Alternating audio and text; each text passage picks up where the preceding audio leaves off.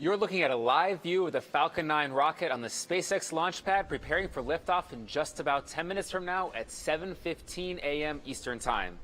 Good morning and welcome to the live webcast of the NROL 76 mission. I'm John Federspiel, a lead mechanical design engineer here at SpaceX, and today we are launching a classified payload for the National Reconnaissance Office from historic launch pad 39A at the Kennedy Space Center in Florida. Now, today's mission and final orbit are classified, and as such, we will conclude coverage of the primary mission following separation of the fairing. However, as we will attempt to land and recover the first stage, we'll continue to cover this secondary objective once the primary mission coverage has concluded.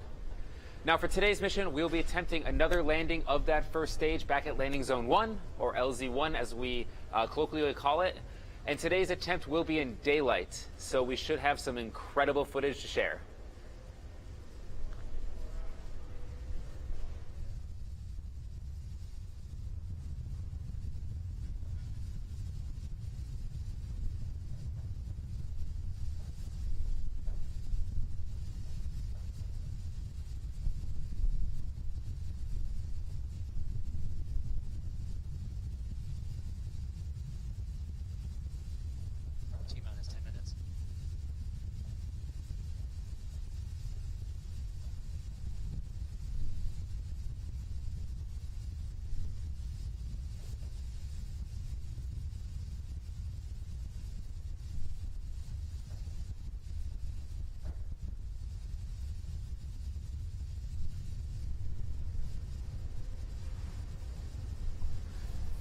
You're looking at the SpaceX rocket on Launch Complex 39A at Kennedy Space Center.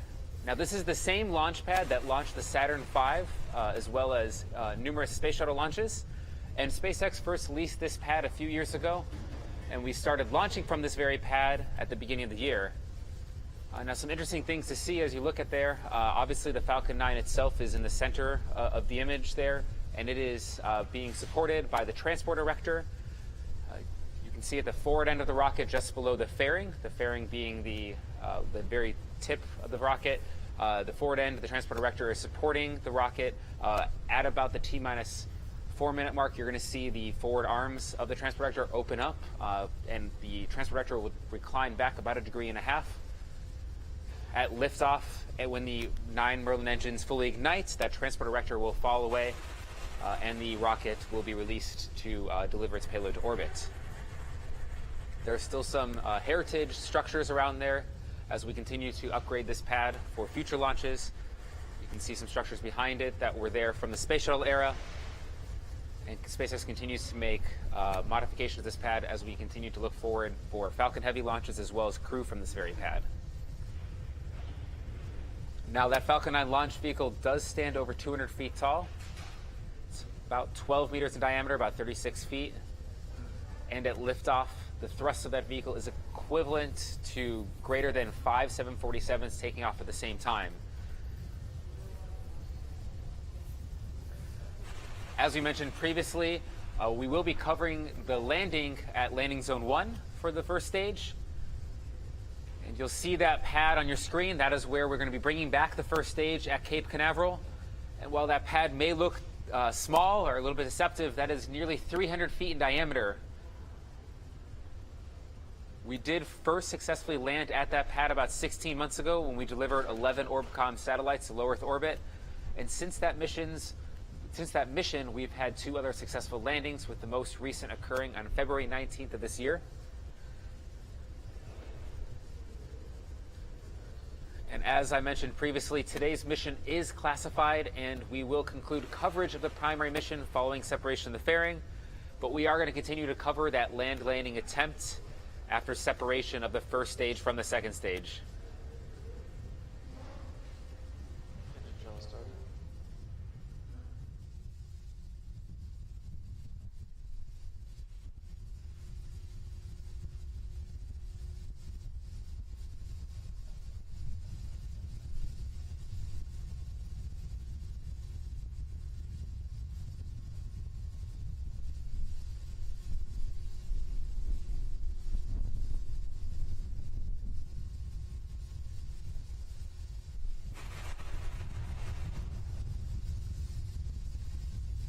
Stage 1 fuel load closed out.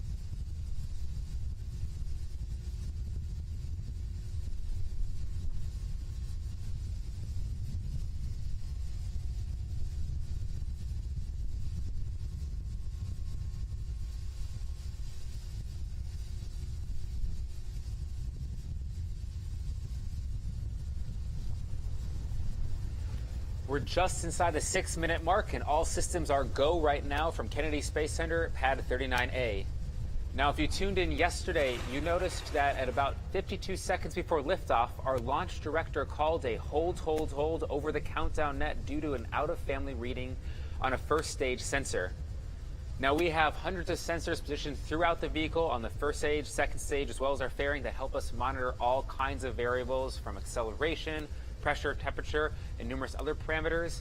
And while this particular sensor did have a redundancy, the readings it was providing for us were out of tolerance, and so out of an abundance of caution, we opted to hold launch and replace that sensor in question. That replacement has been made, and we are currently go for today's launch. Right now, just coming up on the 5-minute mark here, we are concluding loading on the RP1 onto our first stage. That is, RP1 is refined kerosene. That is one of our propellants for the mission. And we are topping off liquid oxygen as well on that first stage. And we're going to keep topping that off for about 2 more minutes.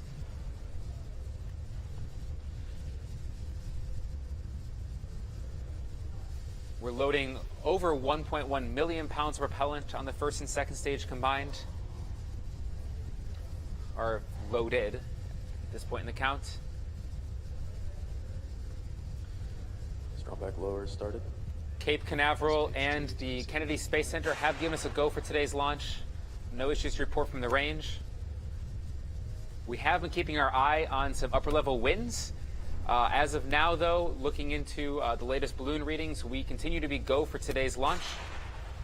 We do have a 2-hour launch window. If anything were to come up, we would have the opportunity to potentially recycle and target the end of this launch window. And we do also have a backup launch opportunity tomorrow at the same time.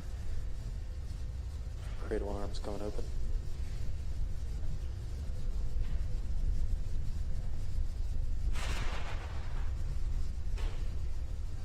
AFTS 107.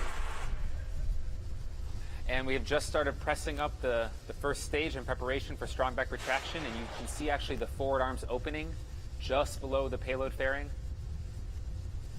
And that strong back retracts back 1.5 degrees.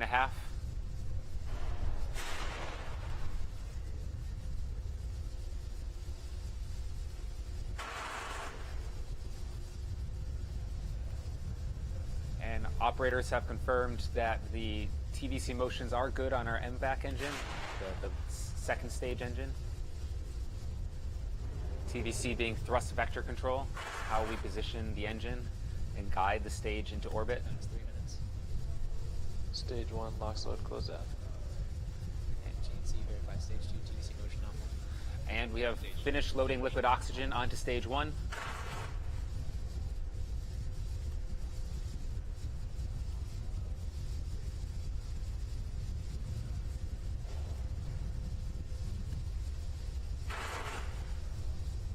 Strong back lower is ended, inclination 88.5 degrees. And the strong back lower has also completed at its 80.5 degree point right now.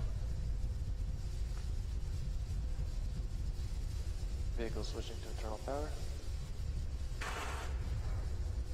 Now coming up in the final few minutes here, in the final 2 minutes, we will have the terminal count auto sequence in the final minute where the flight computer will enter into its startup mode. The final check of all our sensors across the vehicle will occur before we lead into startup, and you'll see the bright green flash at the base of the rocket where our T-tab will ignite and act as the starter for our 9 Merlin engines. Those 9 Merlin engines capable of putting out over 1.7 million pounds of thrust at sea level. And with that, we're going to go silent over here and let you listen into the final 1.5 minutes of today's count before on time T-0 at 7:15 a.m. Eastern Time. Vehicles in stop line. Gas close out started.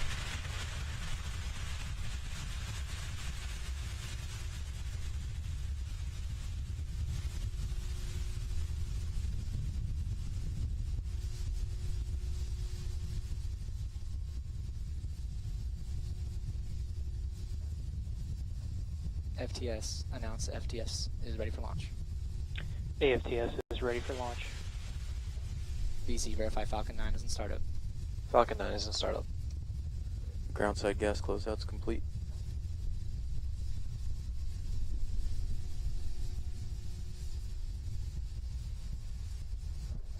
LD verify go for launch. Go for launch. Stage 2 pressing for flight.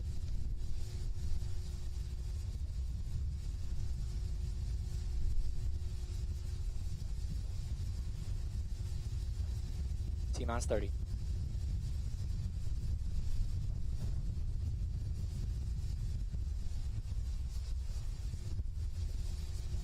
T-minus 20. Stage 1 pressing for flight.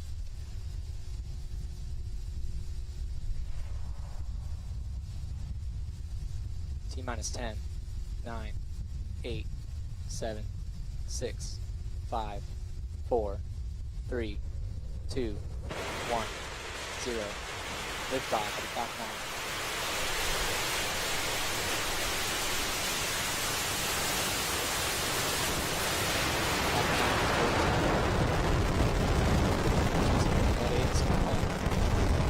Copy, go go. Stage 1 propulsion is not.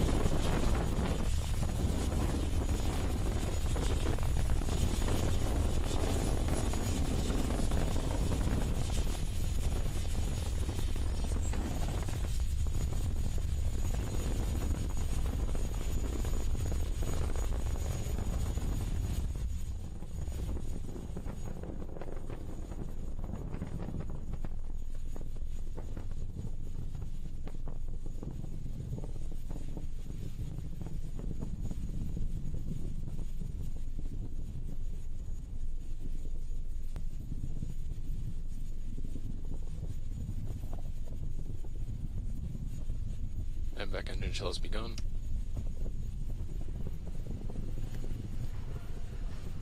And Falcon 9 is delivering the National Reconnaissance Office's satellite to orbit right now. We just transitioned through max Q,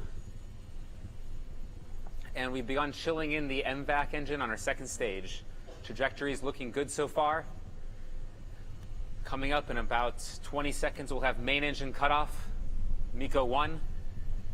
That's where all 9 Merlin engines of that first stage will shut down, and we'll see stage separation. Stage separation will be actuated by 4 pneumatic actuators on the first stage.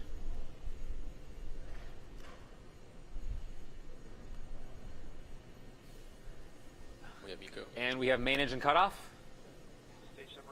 And stage separation has been confirmed. And you can see the first stage there flipping back. Use the nitrogen thrusters. And S1 boost back burn.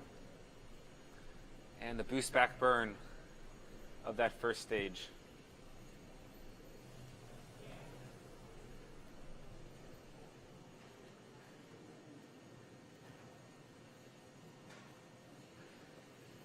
This boost back burn will last for about another 15 seconds. We use this to reorient the stage back to Cape Canaveral and fly it back from all the forward velocity it had over the Atlantic Ocean.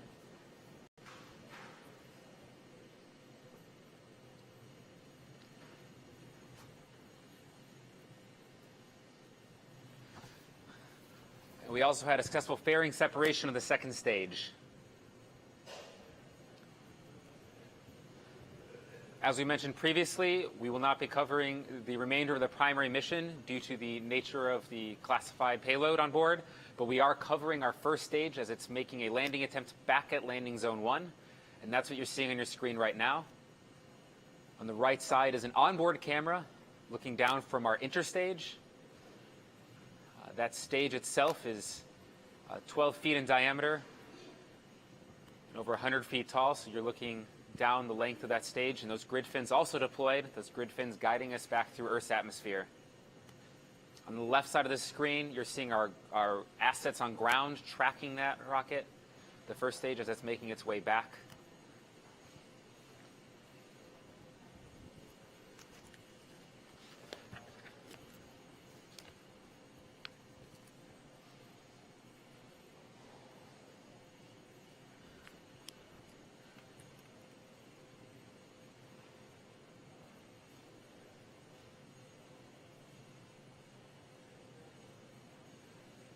Now that boost back burn was a 3-engine burn. Coming up, we're going to have our entry burn, also a 3-engine burn.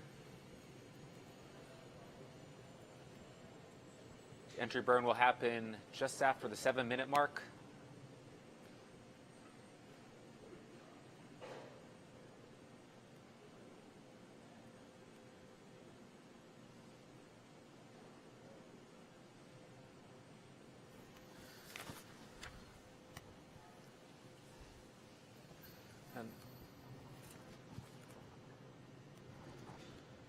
The first stage has passed its apogee. It was over 130 kilometers above the surface of the Earth.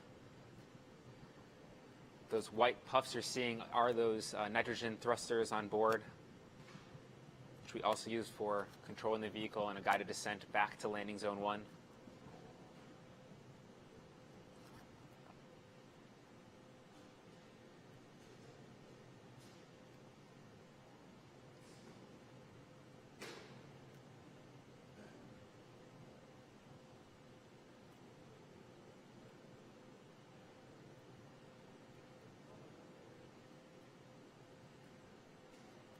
Entry burn should be coming up in about a minute from now. You'll see 3 engines ignite at the base of the rocket. We use that to slow down all of the vertical velocity as the rocket is now falling back to the Earth's surface and accelerating.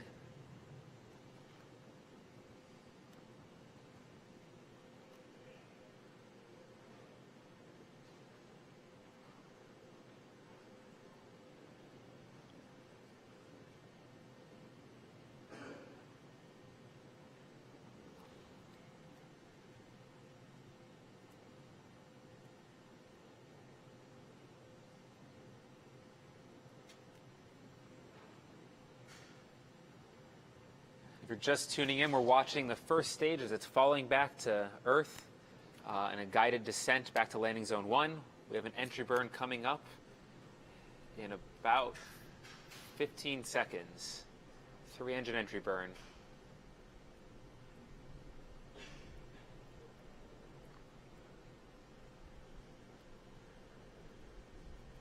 Stage 1 entry burn startup. And we've entered the entry burn startup. And we have ignition of the entry burn.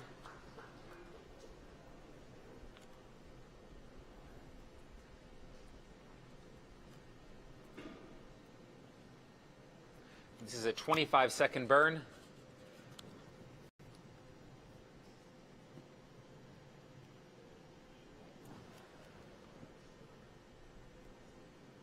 Entry burn shut down. And we have shutdown for the first stage.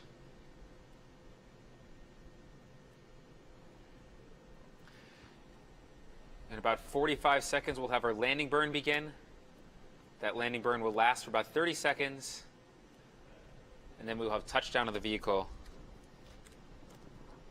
AFTS has the... That landing burn is going to take us from going about 1,000 kilometers an hour right down to 0 on the surface of Earth. Landing legs will deploy about Stage 10 1 is seconds transonic. before landing.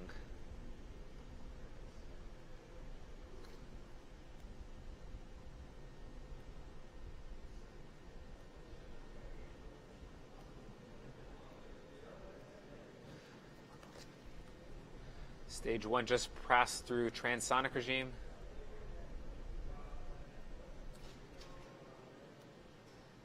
Landing burn startup. And landing burn has hit startup, and we have ignition.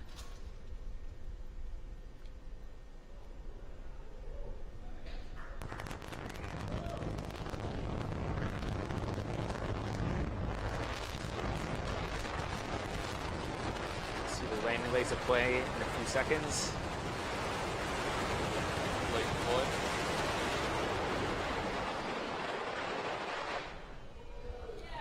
Operators are Falcon. And we have touchdown. First stage has landed back at landing zone 1. It's another good day for us at SpaceX. It's a beautiful sight to see. That is the 4th landing of a Falcon 9 at landing zone 1.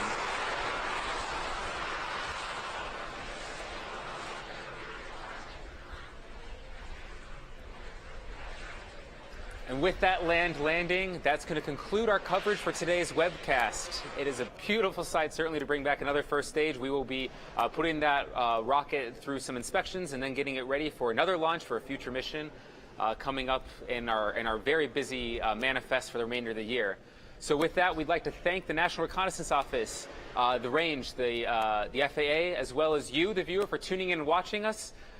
If you'd like to keep track of our future missions as well as the progress of this mission, be sure to follow us on Facebook, Twitter, Instagram, or check out SpaceX.com.